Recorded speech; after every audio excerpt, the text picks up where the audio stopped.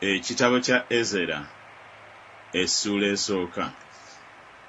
Awo mu mwaka ogw'olubereberye ogwa Kuulo kabaka w'e Buperusi, ekigambo kya Mukama mu kamwa ka Yeremiya kituukirire, Mukama n'akubiriza omwoyo gwa Kuulo kabaka w'e Buperusi n'okulangirira n'alangirira okubunya obwakabaka bwe bwonna, n'okuwandiika n'abiwandiika ng'ayogera nti, bw'atyo bw'ayogera Kuulo kabaka w'e Buperusi nti, obwakabaka bwonna obw'omu nsi Mukama Katonda w'eggulu abumpadde, era ankuutidde okumuzimbira ennyumba mu Yerusaalemi ekiri mu Yuda.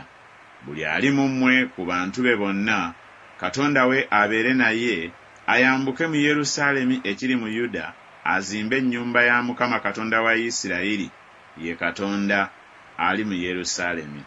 Era buli asigadde mu kifo kyonna mw'abeera nga mugenyi, abasajja ab'omu kifo kye bamubeere n'effeeza, ne zaabu, n'ebintu, n'ebisolo, obutassaako ekyo kye bawaayo ku bwabwe eky'ennyumba ya Katonda eri mu Yerusaalemi.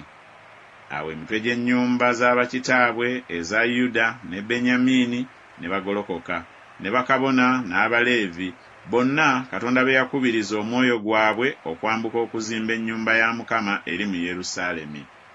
Awo bonna ababeetoolodde ne banyweza emikono gyabwe n'ebintu ebya ffeeza ne zaabu, n'ebintu, n'ebisolo, n'ebintu eby'omuwendo omungi obutasaako ebyo byonna bye baawaayo ku bwabwe.